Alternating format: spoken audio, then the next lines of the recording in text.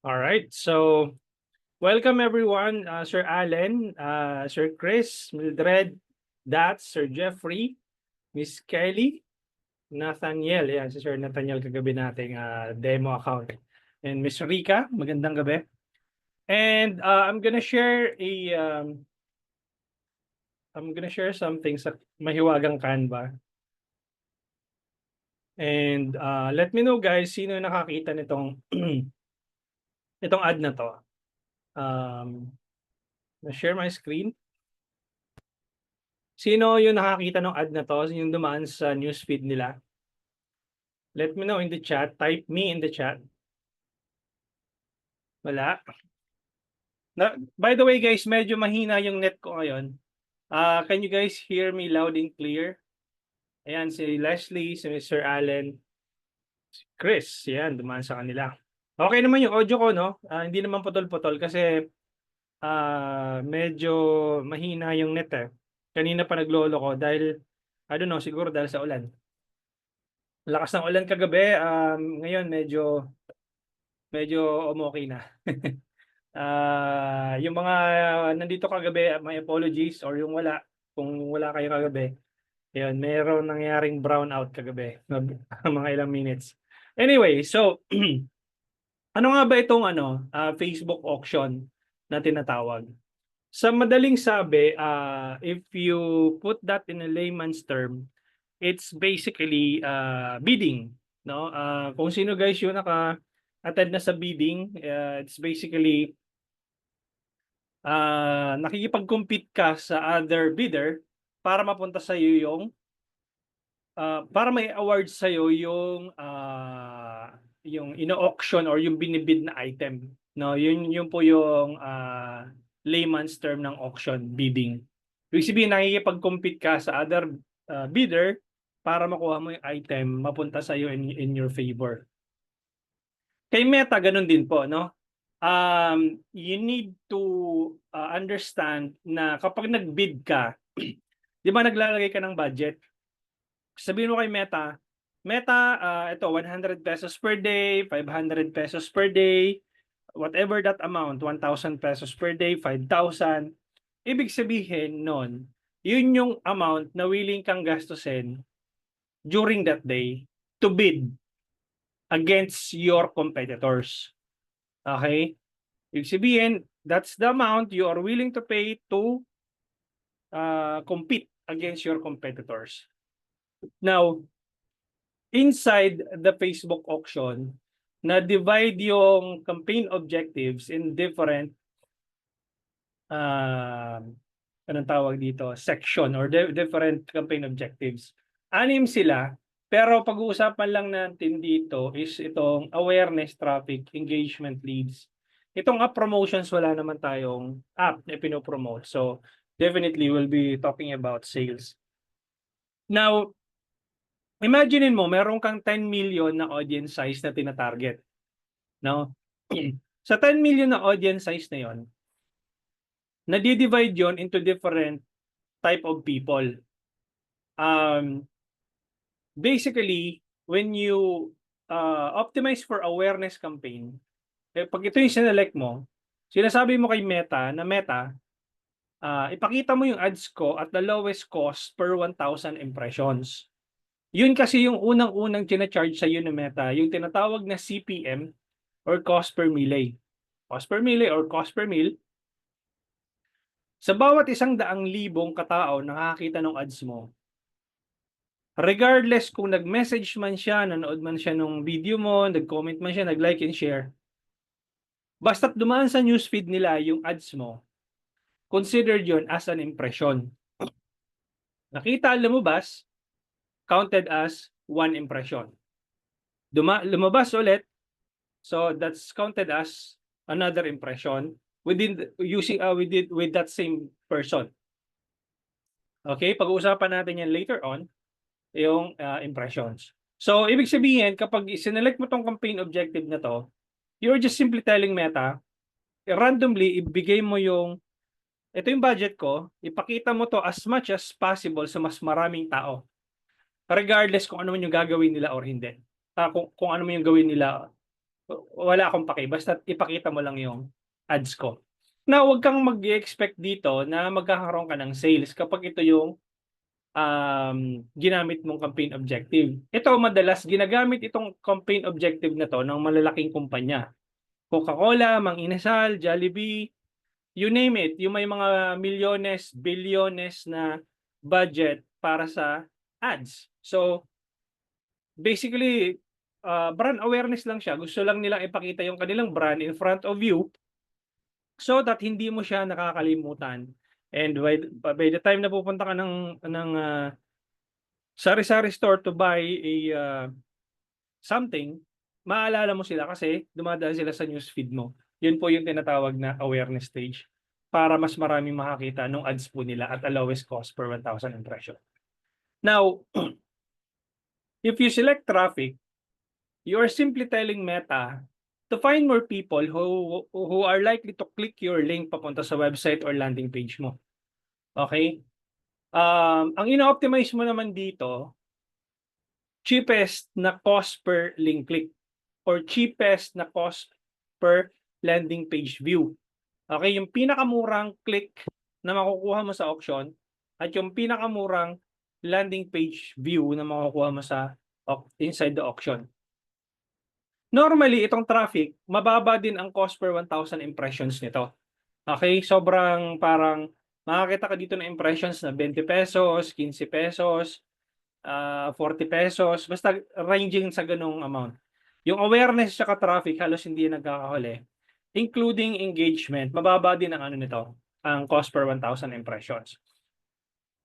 Now, when you select engagement, for those of you na nagbo-boost post,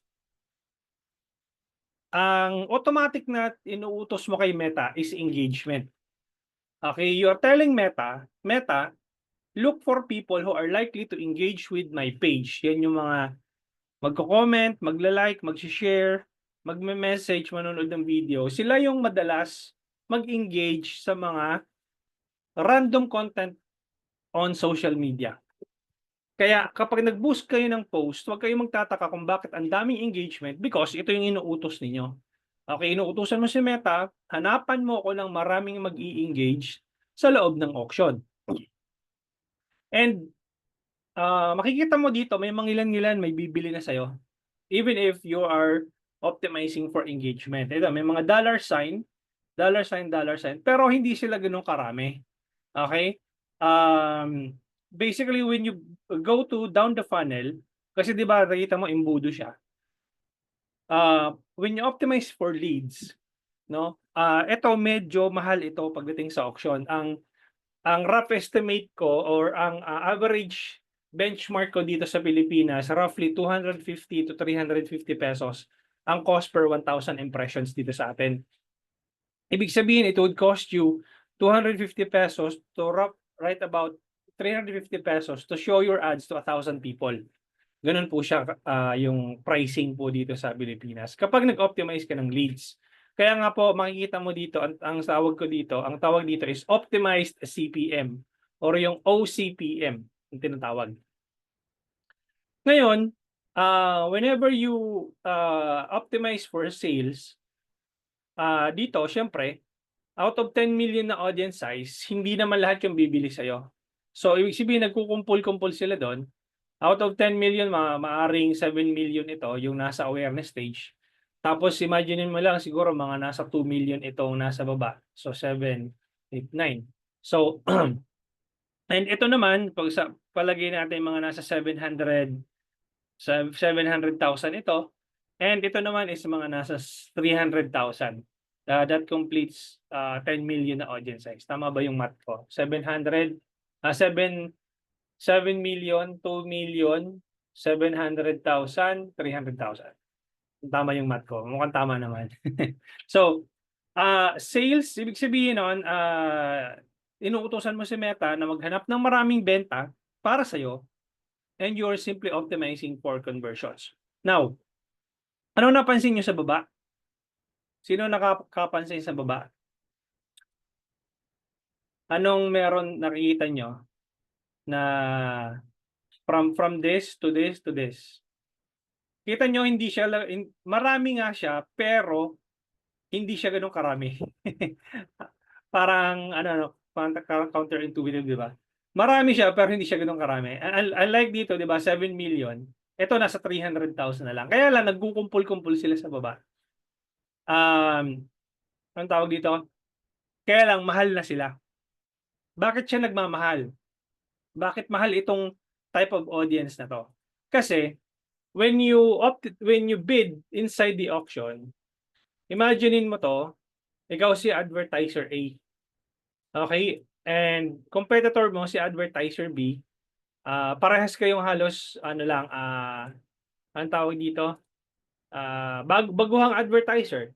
No, you are just simply spending a small amount of budget to run ads. Sabihin mo ng 100 pesos, 250 pesos. Ibig sabihin nun, kapag nag-run ka ng ganung kababang budget, ang tinatamaan ng budget mo doon is the tier 1 audience o yung tinatawag na low-hanging fruit. Ito yung mga nakalaylay doon sa, kasi yung ibig sabihin ng low-hanging fruit, di ba kapag nakikita ka ng apple tree, makikita mo sa apple tree, di ba meron siyang ganito, merong mga pwede kang pitasin dito sa ilalim na kaya mong abutin ng kamay mo. Yun yung tinatawag na low-hanging fruit, no?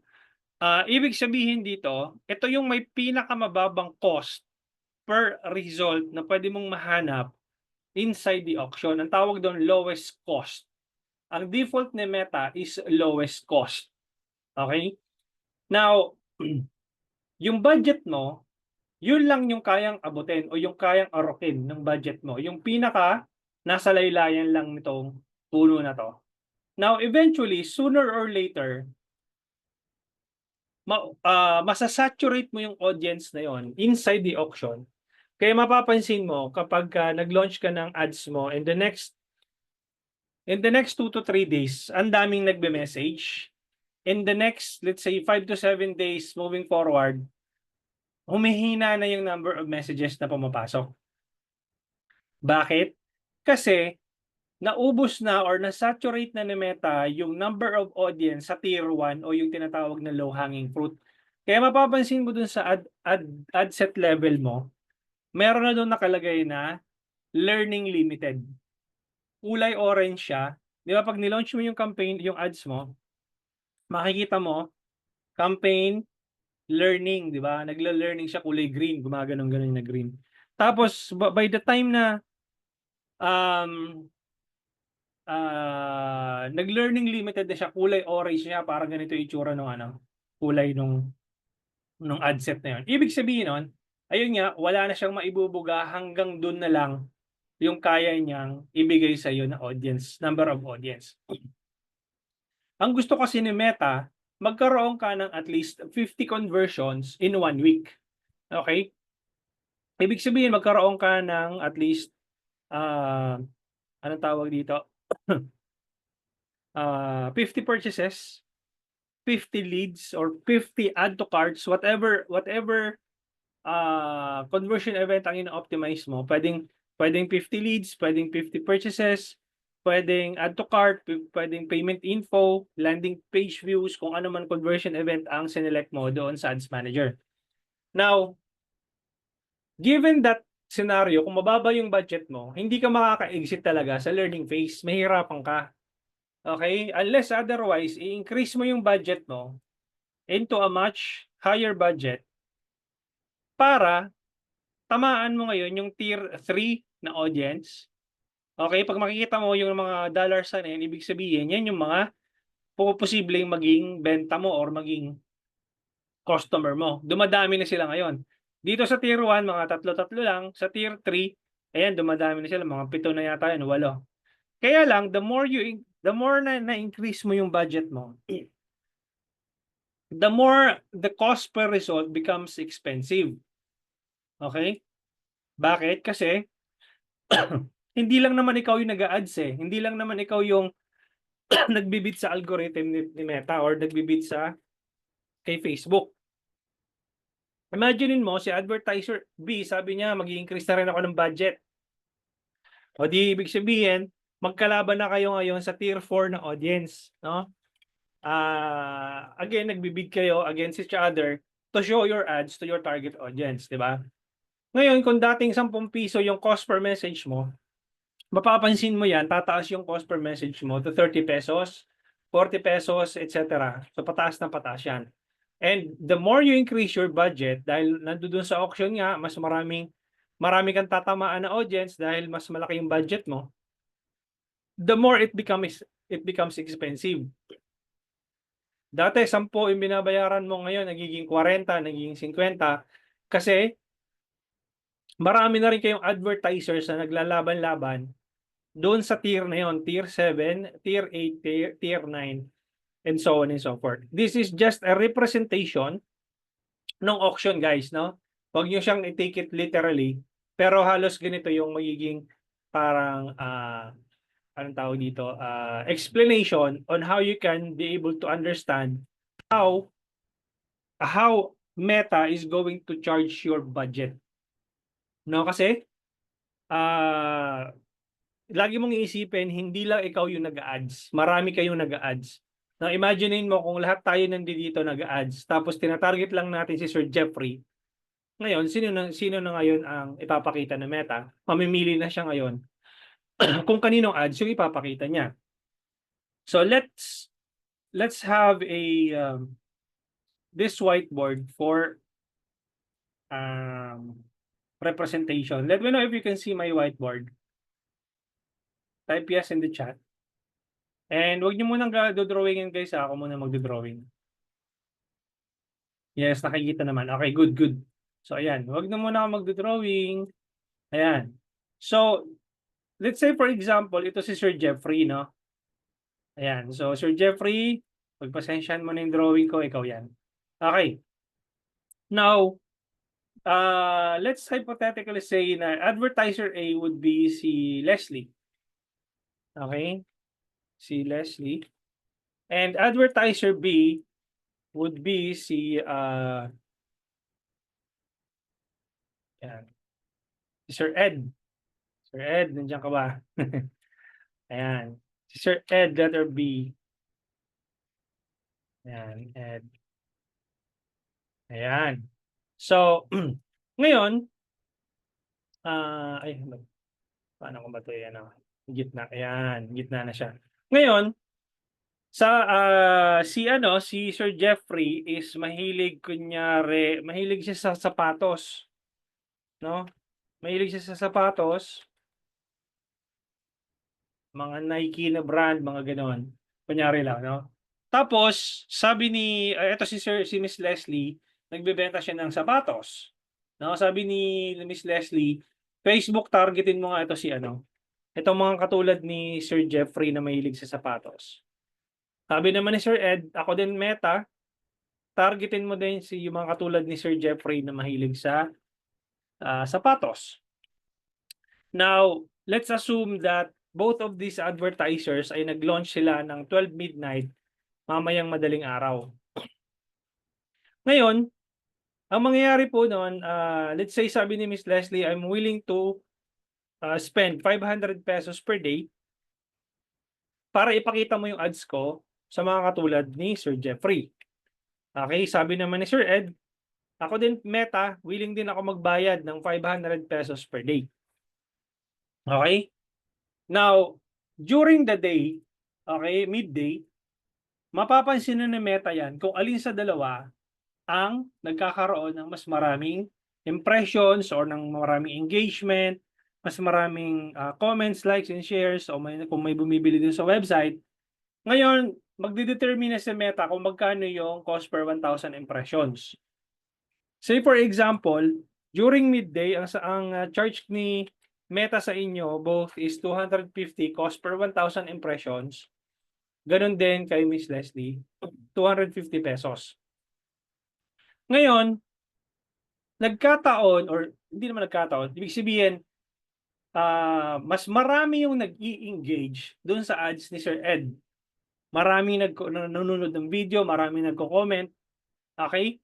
Ibig sabihin po noon, i-reward po ni Meta yung ads po ni Sir Ed. Ang mangyayari po noon, kung dati nagbabayad siya ng 250 sa CPM, cost per 1,000 impressions, ang mangyayari po diyan is bababa po yung cost per 1,000 impressions niya. Magiging 200 na lang po 'yan. Okay?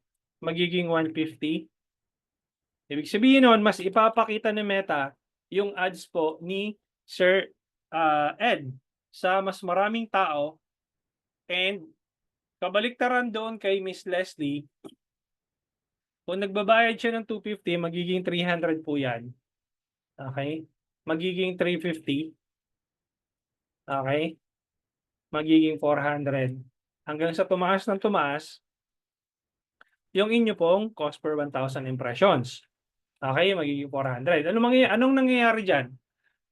Kapag tumaas ang cost per 1,000 impressions, bababa ang number of impressions. Okay? Mas kokonti yung makakakita sa ads ni Miss Leslie, mas tataas yung kanyang cost per message. Ang mangyayari po nun is, kung dati nagbabayad ka lang ng 10 pesos kay Meta sa cost per message mo, baka maging 50 pesos na yan, maging 70 pesos, and so on and so forth. Ngayon naman, dahil maganda yung ads ni Sir Ed, no? Bababa yung cost per 1,000 impressions. Dahil mas marami nag-i-engage, tataas naman yung number of impressions. Ang mangyayari po nun, nare-reward, pinipenalize po ni Meta pag pangit yung ad mo.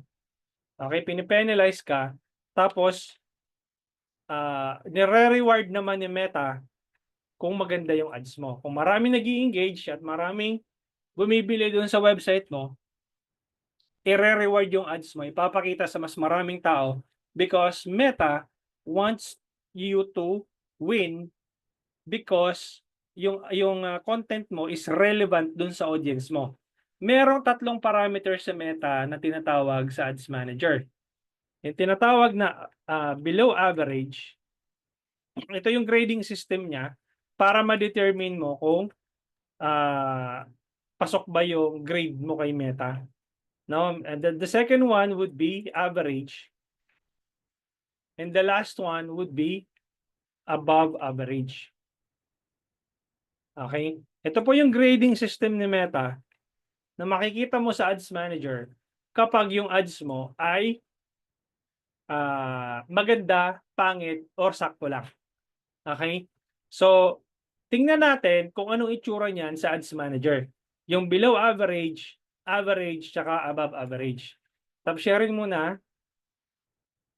And then, I'm gonna pull out my Ads Manager. Hanap lang ako dito ng isang ad account na pwede kong i-example. Ito. So, tingnan natin kung meron to ngayon. Ito siya. Share lang ako ng screen. And ito po siya. So, makikita mo dito, this is one of my client na niraran yung ads. Makikita mo na quality ranking below average.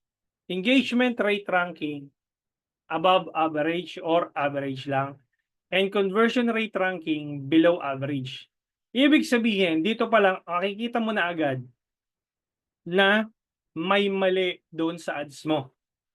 Hindi quality yung pinapakita mong ads, although may mga nag-i-engage naman, kaso walang masyadong nagko-convert. Ibig pong sabihin ito, madidetermine ko na, okay ma'am, medyo sablay po yung mga ad creatives po natin. Puro below average po yung ano natin, yung creatives na pinapakita sa clients, sa mga audience po natin. We have to improve our ad creatives so that umakyat sa above average yung conversion rate ranking natin, and yung quality ranking natin dapat mag-improve. Okay? So ganun lang kasimple yung grading system ni Meta whenever you anong tawag dito? You check the ads manager kung anong status ng ads mo. Okay, kung kung pangit, pwede na, or okay na okay. Yung tatlo lang na 'yon. Okay? So, para mas maintindihan niyo, ano tawag dito, the more na nag-e-engage yung tao, the more na bumababa yung CPM mo. Okay? Now, may ma-encounter kayo diyan sa comment section, 'di ba merong mga how, interested, minsan iba-bash ka pa, replyan ninyo 'yun. Okay? Yung iba kasi 'pag yung medyo nag-comment ng medyo masakit, hina-hide yung, comment. Pero kung hindi naman totoo, wag niyong i-hide, replyan pa rin ninyo. Ako, kahit na minsan bina-bash yung sa comment section, nire-replyan ko. Kasi dagdag engagement po 'yun. Okay, the more na nagkakaroon ng interaction, comment number one, ang pangit mo. Tapos ni-replyan mo, saan banda? Tapos yun, pangit nung ano mo, pangit nung ngipin mo. O di tatlong comment na yun. Kasi ang pangit mo, saan banda, yung pangit ng ngipin mo, di tatlong tatlong comment na, di ba? Tapos ni-replyan mo ulit, eh ikaw ba? O di apat na. So, hindi naman alam ni Meta na nag-aano kayo eh. Nag babardagu lang kayo dun sa comment section eh. Piniperceive pa rin ni Meta yun as engagement. Kaya the more na nire-replyan ninyo yung mga nasa comment section, the more na bumababa yung CPM mo. And the more na nagkakaroon ka ng interaction with your target audience, the more na bababa yung cost per message mo. So, wag niyong basta-basta i-delete yon dahil medyo nasaktan kayo. Ano niyo lang, kasi minsan ang ginagawa ko din, may mga na anong tawag dito? May tawag dun eh, yung parang pino-promote nila yung mga link nila doon sa comment section. So nag-aano sila doon, ano gusto mo ba magtayo ng negosyo, blah blah blah, tapos ito yung link, tapos pino-promote nila yung ano nila doon, yung affiliate link kung ano man. Tapos nire-replyan ko yun. Sinasabi ko, desperado na ba? Desperado na ba makakuha ng kliyente? Desperado na ba makakuha ng benta? Yun, deterrent yun para hindi na sila gayahin ng mga katulad ng mga tao na yon. Kasi napapahiya sila sa comment section eh. So yung iba dini-delete, ako hindi, nire-replyan ko sila. Kasi deterrent yon, magiging parang ay hindi na ako maglalagay ng comment na ganong link ko kasi mapapahiya lang ako sa comment section. Gets? So, ganun po siya nagwo-work. Ipapakita ko naman sa inyo yung ang tawag dito? Yung sinasabi ko na learning limited, no? Yung learning limited, hanap ako ng ibang hanap ako ng ibang ad account. Dali lang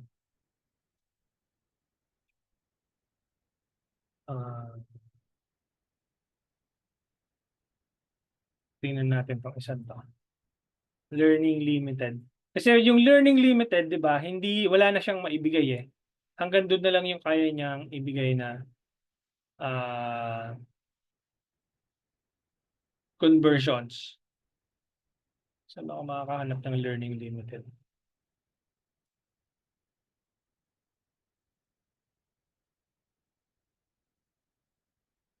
One stop lang. Tingnan natin 'tong isang 'to. Dali lang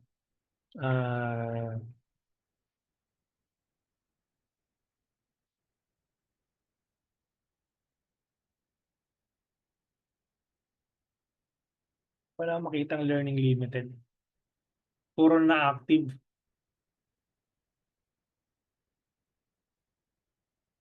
Ibig sabihin magaling. Naka-exit na sila ng learning phase kasi wala nang learning limited.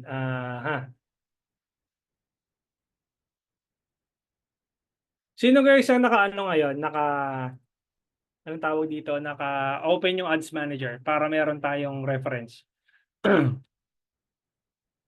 Type me in the chat. Sino yung naka-Ads Manager ngayon para makita natin? Kung meron, para magkaroon kayo ng idea. Wala. Type me in the chat para, kasi yung akin puro na naka-exit eh. Exit na to ng learning page.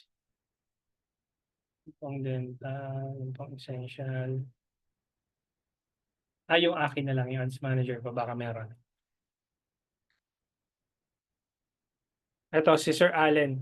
Sige, Sir Allen, share mo yung screen mo. Tingnan natin kung meron ka ng Learning Limited na ad account. Na ads, ano. Puro learning na kasi yung campaigns ko ngayon eh. O learning active na siya. Lipat lang kayo ng PC. Learning. Tingnan natin itong isang to.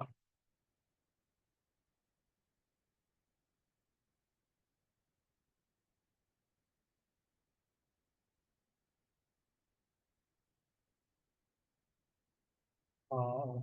Hindi, ganito na lang. Para mas ano, para screenshot ko na lang.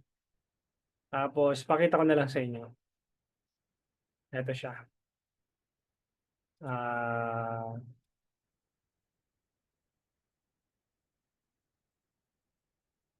ito siya. Share ko yung screen ko. Ayan o. Kita nyo yung screen ko? Ayun siya oh. So, kapag nilaunch mo kasi yung ads mo, pag bago lang, ito siya makikita mo, learning. Pagka naubos mo na yung audience mo, ibig sabihin na saturate mo na yung audience mo, magiging learning limited na siya. Okay, wala na siyang maibubuga hanggang doon na lang yung kanyang algorithm na pwedeng ibigay sa'yo. Bakit siya nagkakaganon? No? Anong reason kung bakit nagiging learning limited yung isang campaign? Kasi ganito yan eh. Share ko yung screen ko ah. Kalimbawa,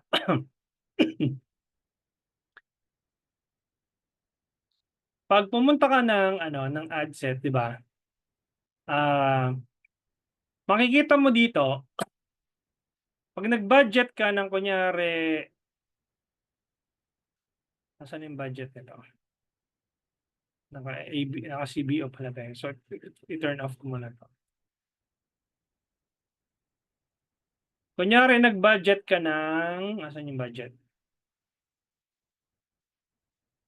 Where is the goddamn budget? Refresh ko muna.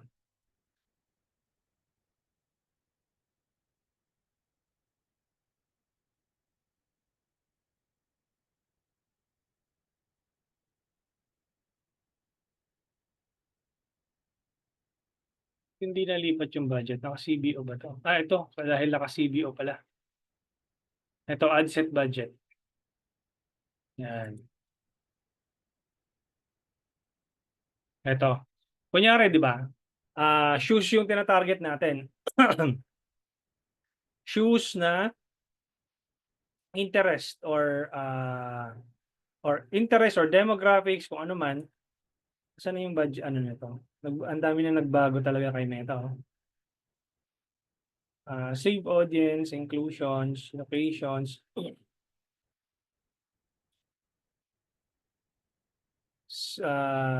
Add suggestions. Ayun. So, suggest an audience. Tingnan mo, tinatago na ni Meta yung ano. Ibig sabihin ng guys, di ba, hinahanap ko siya kanina, tinatago niya na talaga kasi ang gusto mangyari ni Meta, wag mo nang masyadong pakialaman ito. Itong mga interest, demographics, targeting, wag mo nang stressin yung sarili mo na hanapin yung interest dito. Ang sinasabi ni Meta, mag-focus ka doon sa ad creatives mo. Okay, so let's say for example, 'di ba, shoes. Kunyari yan, as interest yan. Tapos naglagay ka ng 100 peso na budget. Okay? Sabi ni Meta, yung interest na yon, Pag kinilik mo tong show estimated na audience size, ang estimated na audience size is between 28 million to 33 million ang audience size na interest targeting na shoes, footwear. Ngayon, dahil dun sa budget mo na 100 pesos, eto, ibig sabihin lang po nun, ang estimated na reach lang po ni Meta out of dun sa budget mo is between 1,600 to 4,500 na katao lang yung kayang abutin ng budget mo na 100 pesos. So imaginein mo kung i-increase ko yung 100 pesos ko ng budget, tingnan natin kung maggagalaw yung reach ha. Yan, tandaan nyo, 1,600 to 4,500 lang yung reach. Pero pag ginalaw ko tong budget na to, ginawa kong 1,000, tingnan nyo siya. Naging 16,000 to 45,000. Kanina, 1,600 to 4,500 lang. Ngayon, nagkaroon na ng 16,000 to 45,000 na reach. And from kanina, zero conversions, ngayon nagkaroon na siya ng 28 to 81 conversions. Ayan o, di ba? Pag binaba mo yan sa 100 ulit, ayan o, zero conversions. Pero okay lang yun, guys. Pag nagwa 100 peso budget kayo, okay lang yun. Kahit zero conversions, meron at meron pa rin yan. Ginagamit ko yan madalas. Okay, i-ignore mo lang yung zero conversions na yan. And by the time na nagkaroon ka ng anong tawag dito, na-test mo na at a lower budget, which is 100 pesos, pwede mo nang ma-determine na itong ad na to is actually may potential. Yun yung purpose nung anong tawag dito?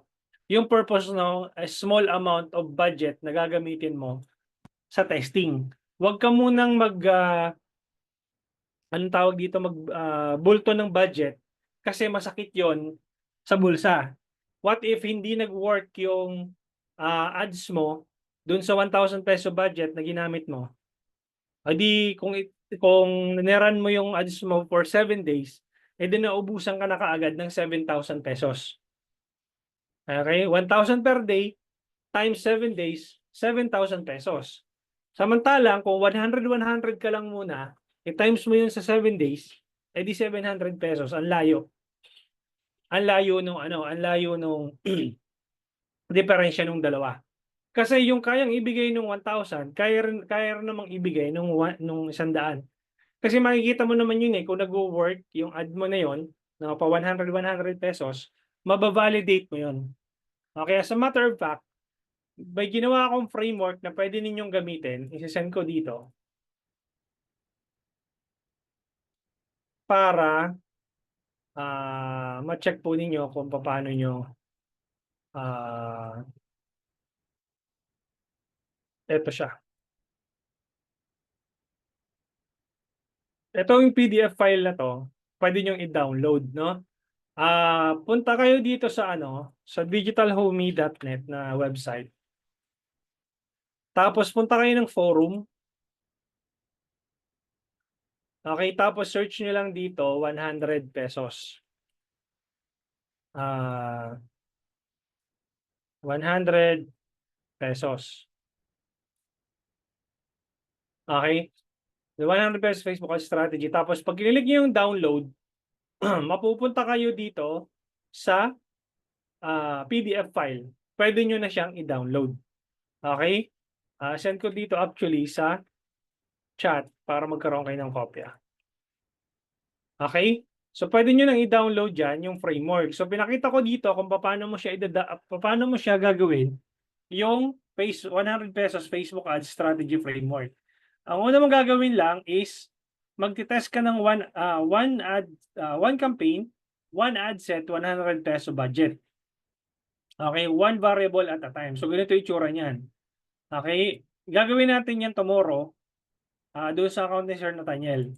So ito yung campaign level. Tapos may isang broad open audience na 100 pesos yung budget and mayroong 100 pesos din sa interest targeting. You compare the results ng broad open audience, ibig sabihin walang interest or demographics targeting yung ad set na yon for only 100 pesos. Tapos meron ding isang ad set na nagra-run interest naman yung nandoon for 100 peso budget. Using the same ad. Kung ad 1 man yun, ad 1 lang yung nakalagay doon. But different audience, a different ad set. Yung isang ad set, as in broad lang siya. Okay? Walang interest, walang demographics. Ito naman, may interest na shoes. Walang alam kung shoes yung ilalagay mo. And that's it. That's how you set it up. Tapos, kapag na-identify mo na alin sa dalawa yung may potential na setup, minimum tolerance is 3 days, or if you reach 1,500 impressions, whichever comes first. Alam ba, 2 days pa lang, nagkaroon ka na ng 1,000 to 1,500 impressions, madidetermine mo na doon kung working ba siya or hindi.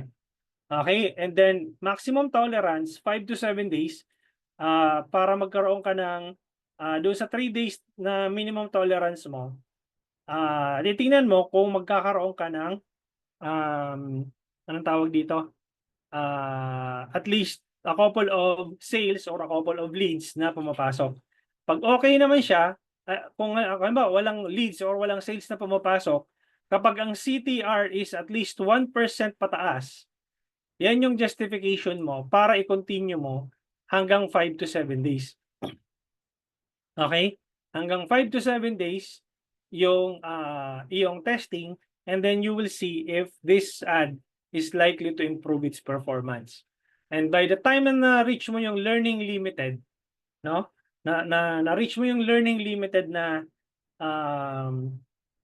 anong tawag dito na notification, pabayaan mo lang yon for as long as na yung cost per message mo is within your ideal cost. Mapag-uusapan natin yan on day 5 kung paano mo computein yung ideal cost mo. Okay? And kapag meron kang may potential na ad combination, ang gagawin mo dito is i-validate mo, i-duplicate mo into a new campaign with a much higher budget. Magiging 1,000 peso budget na po siya. And lastly, yung tinatawag na scaling using cost cap. Okay, ika-cap mo na yon, depende doon sa ideal cost mo na ibibigay kay Meta. Okay, nandiyan yung step by step. If you want to learn it, yung recording mismo or yung kung paano ko siya ginawa, you can also go here sa online courses. Kasi ito PDF file, but if you want to learn it via video, ito siya.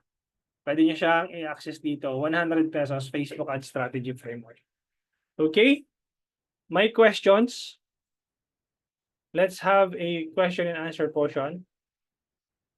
We still have 15 minutes left. Pag wala, then I will give the floor to Sir Ed. Sir Ed, nandiyan ka pa rin ba? Ayan, nandiyan si Sir Ed. So I'll give everyone a couple of minutes to ask questions. Kung wala, then let's move on kay Sir Ed. Yes, Miss Leslie, go ahead. I will unmute. Pwede kitang i-unmute. Sige po. Go ahead, Miss Leslie. Good evening po. Can you hear me? Yes po, yes po. Okay. So, kasi mahilig ako sa boosting. Kasi yun lang talaga yung pag-asa ko. So, actually, I'm trying so hard kasi yung main page ko na na-hack. So, gumawa ulit ako ng bago. So, okay. for now, I only have 38 followers.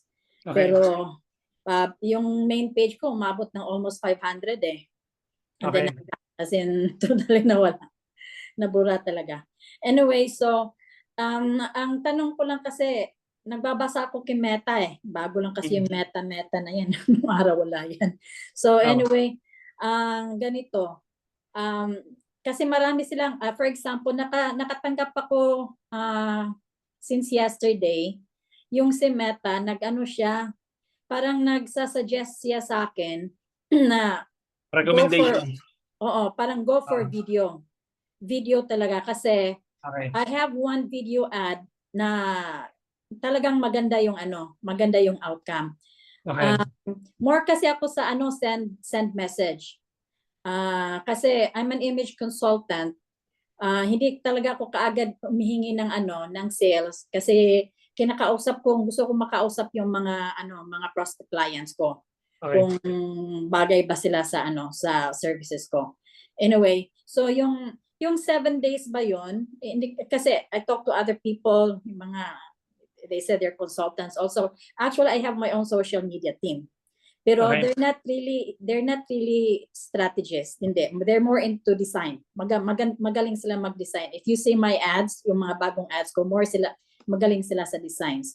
Okay. But yun nga, yung nakausap ako na hindi ka pwedeng bababa ng 300 per day, something like that. So parang tinatry ko. So ano ba talaga yung ano ba talaga yung ideal? It has to be more than that.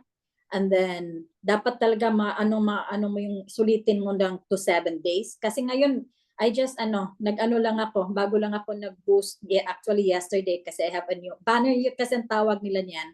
Yung parang isang page lang siya. So yun nga, nagbo-boost ako ng 300 per day. More or less meron akong 5 messages just yesterday. So parang umubra naman siya. Pero hanggang 5 days lang. So medyo na ako kasi medyo mahal na. Umabot na siya ng almost 3,000 pag i-7 days ko siya. So ano ba talaga yung ideal? Kasi parang ang hinahanap ng Meta may ideal and then ano siya sa budget So what do you think po? Ano bang kailangan dapat namin So, gawin? may nagsabi po sa inyo na 300 pesos daw. Oo. Dapat kailangan mag 300 ka. Not Okay. below 300. Otherwise, useless. So, parang ganun. Useless daw po ba? Oo nga. So, I don't know. So, paano kung pakitaan kita na nag-work yung 100 pesos? Yan nga I would prefer that Kasi Okay. mahirap yung Kaya nga yung I-screenshot ko na lang 300 kasi 5 days lang I-screenshot ko na lang kasi this is anong tawag? Confidential yung yung client na to. So hindi ko siya pwedeng ipakita yung kanyang anong tawag dito, yung kanyang ad account. So i-screenshot ko na lang para hindi makita yung dali lang. Pati yung date no, April para naka-covered siya. Okay, so yan. Okay. Share ko yung screen ko and tell me kung hindi nagwo-work yung 100 pesos ha. Okay. So para at least makita ng sarili mong mata. Oo. Ayan. Share ko yung screen ko. Ayan. Ano po ba to? Magkano ba to? Hindi ko. Ayan, yun, 100. Okay. Ilan yung purchase? Ilan yung benta? 3? Ayan, tatlo. Ito, Oo. 100. Ilan yung benta? Tatlo, hindi ko masyadong makita. Isa. Ayan. Oo. Ito, 100. Ito, 100. 100. Pero nakasampung benta na to. 10. Oo. Ito, 100 ulit. Merong 7 benta. 7, oo. Ito, 100 ulit. 33. Benta. Ayan. Okay. Okay. So ngayon, you tell me kung nagwo-work ba or hindi yung 100 piso. Nag-work siya pero lower yung benta? I don't know. Okay. So, ganito kasi siya. Ang purpose ng 100 piso na gagamitin mong budget for you to test TVS yun yung framework ko. Oo. TVS. Testing, Validate, Scaling. Okay? Or Okay. testing, validate, scaling. I-test mo muna sa maliit na budget. 100 pesos. Kapag nag-work siya sa 100 pesos, malaki yung chance na mag-work yan sa 1,000 pesos. Okay. At mas malaki yung chance na mag-work yan sa 5,000 pesos. Okay.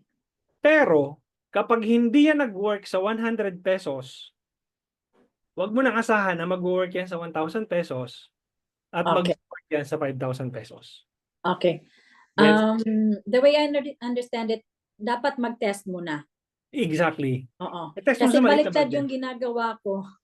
Like for example, mag-boost ako ng ng bigger pagkatapos medyo hindi maganda yung resulta, pero gusto kong yung mag-boost again, binababa ko yung budget.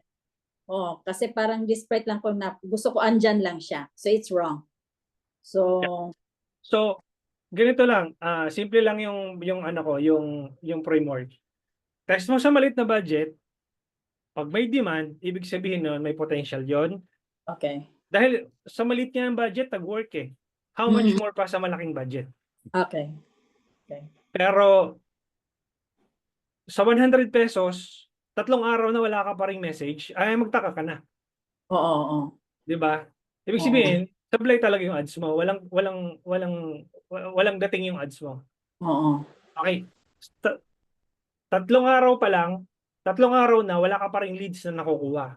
Wala pa ring nagme-message, wala pa ring kasi maintindihan ko pa eh kung ang product mo is 1,000 pesos, tapos within the next 3 days, walang bibili, okay lang yun kasi nakita yung ads mo eh. Oo, oo. Next 3 days, okay lang yun, walang kaso yun. Bakit pinapaabot ko ng 7 days? Kasi ang attribution ni Meta is 7-day time frame. 7-day click and 1-day view. Okay.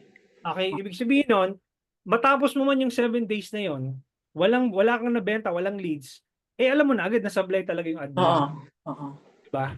Okay. Pero kung may nakita mo na maganda yung click-through rate, kung may website ka na sinesend yung mga tao, within the next 3 days, wala kang benta, wala kang leads, pero ang click-through rate mo mataas, sabihin naman ng 5%. Pag-uusapan natin yun by day 4. 5% yung click-through rate mo, pero wala kang leads na pumapasok. Anong ano mo doon? Anong analysis mo doon? Ibig sabihin lang noon, mataas ang click-through, ibig sabihin nagki-click yung tao, pero hindi nagko-convert sa website mo. Ibig sabihin nun, ang website mo may problema. Okay. Okay. Ganun po siya. Mm-mm. Okay? Okay. Thank you Sige. po. Thank you. Sige, si Miss Dats, yung scaling ba ituturo din po? Yes, day 3 tomorrow. Okay, i-remind mo ako Miss Dats about it, no?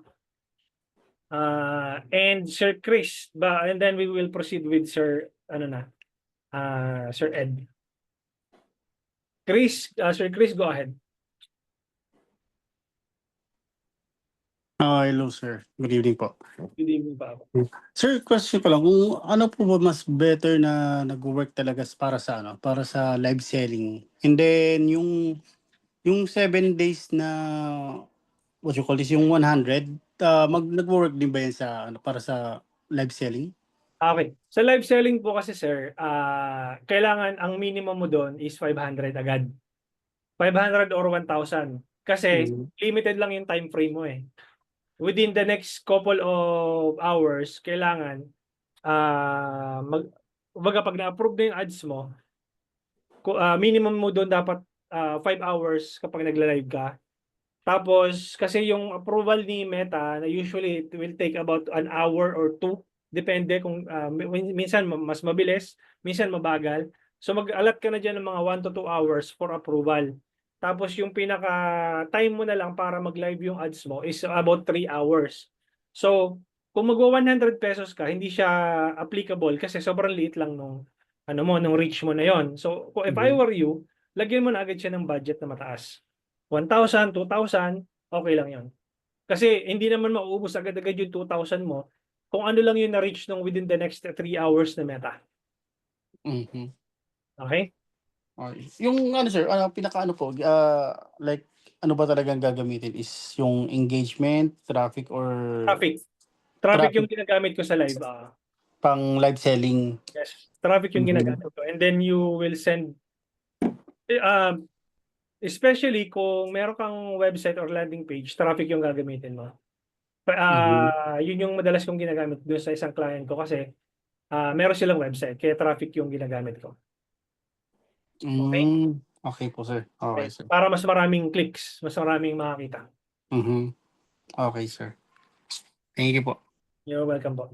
Sir Allen, magte-test po ba tayo ng ads day 3 tomorrow po? Mag-launch po tayo ng campaign from scratch. Okay, paano ko siya tinetest? Ilang days ang dapat antayin bago masabi na di nag-work or sablay? Ayun, minimum tolerance nga 3 days and maximum tolerance 5 to 7 days. Okay? Paano mo malalaman kung sablay yung ads mo? Mapupunta pagdating natin ng day 5, kukumpute natin kung magkano yung willing kang bayaran kay Meta. Okay, pag na-identify mo na yung willing kang bayaran kay Meta, doon mo malalaman kung sablay ba to or winner. Okay, based doon sa computation. Okay? So I hope I was able to answer your question, and if ready ka na, Sir Ed, let's have Sir Ed here. So yan, i-unmute kita. So for those of you guys na hindi nakapasok nung day 1, we have Sir Ed have a good news na pwede kayong maging affiliate ni Digital Homie. Ayan. Go ahead, Sir Ed. Wait lang po, no, before po masalita, bigyan muna natin si Sir Dats. May question daw siya. So, priority okay, natin okay. yung attendee. Mas Ah, mahal po ba? Okay. Mas mahal ba ang video ad creative versus image ad creative? Okay. I'm not sure kung Miss or Mr. Miss Dats. Based doon sa sinabi ko kanina, ang unang binabayaran mo kay Meta, mail, okay. Sir, ang unang binabayaran mo kay Meta is cost per 1,000 impression. CPM, cost per mille.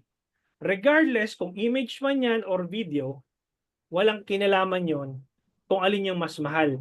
Malalaman mo lang mahal yung cost per message mo or cost per purchase mo kapag hindi kulang yung nagme-message sa page mo. Kapag kulang, kung kukonti yung nagme-message, kung kukonti yung nagpo-purchase sa website mo, doon magmamahal yung cost mo. Okay? Pero regardless kung image man yan or video, magdidepende yon sa tatlong parameter. Nag-i-engage ba yung tao? Okay? Maganda ba yung type ng content na pinapakita mo? Nagko-convert ba sila sa website mo? Yung tatlo lang na yan. Regardless kung image man yan or video. I hope I was able to answer your question, sir. Okay? Sige. Maraming salamat, Sir Ed. Go ahead. Yun. So, I think very interesting yung topic today kasi yung paggastos na yung topic natin. Maggastos na, no? Kasi Tagastusan talaga. tayo doon tayo game na game paggagastos na tayo. Tapos, gusto rin natin sulit. Sulit. Way natin gumastos. So, I think po yung strategy po dun sa 100, very interesting in a sense na yung 100 mo nakakabenta ng 10, nakakabenta ng 4, nakakabenta ng 2, may walang benta.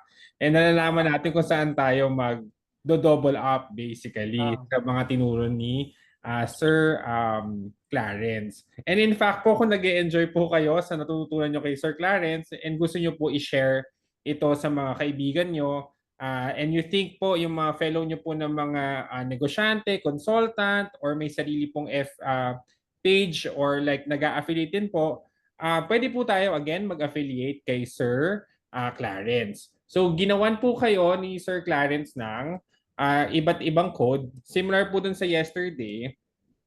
So per name nyo po dito, ginawan ko po kayo ng code INV, 3 letters po noong inyong pangalan, ay ng inyong apelido. Then 10. Kasi 10% discount po pag binigay nyo po sa mga kaibigan nyo. Ang gamit po nito is yung, kaso po meron dito si, Ma'am Rica Barreto. Kasi po, si Sir Allen Barcelona, ginawa ko siya INV Bar 10. Si Ma'am Rica, si Ma'am Rica Barreto po, double R na lang, BARR, para po maiba yung code. Ano po yung benefit po kung meron po kayong kaibigan na gusto matuto ng FB ads din po? So pag ginamit po nila yung code na to doon sa Digital Homie na website, meron po silang 10% discount. Ano naman po yung benefit po sa inyo as nag-refer kay Sir Clarence? Ang benefit po sa inyo is if you use this, pag may gumamit po ng code na ito, so basically po nakapag-refer po kayo, may 30% po kayo na commission dun sa after discounted na price of this. Kaya po pinopromote namin kung makatatlo po sila na referrals kay Sir Clarence as if po nabayaran na yung buong 500 pesos nyo. And if ever po makalima po kayo, kumita pa po kayo habang nagsiseminar kayo dito. So today, dahil lagi po akong nag-e-example na kung ano ang aking ipopost, Ito po ang aking Facebook. So nilalike ni Sir Clarence yung aking Facebook. Dahil ako po ay nagpo-promote. Sabi ko ngayong gabi, if looking kayo how to do ads for your business, strategizing the budget, suggest ko tong 5 days FB ads from Digital Homie. Nasa day 2 na ako. Straightforward na seminar, nasa-check ko pa yung grammar ko, may pa one-on-one pa. Kasi like, he answers our question one-on-one. So get 10% off using my code, involve 10. Sa inyo po, nilagay ko po yung mga codes nyo sa chat. Then always put the link para diretso na po dun yung mga friends nyo. And yung hashtag po, if pwede nyo po rin ilagay para po ma-check ko rin po kung sino po yung nag-promote. Opo. Para po ma-monitor lang po yan. Then over the end po, we'll update po kung meron pong refer. So sana po i-refer po natin if we are actually enjoying.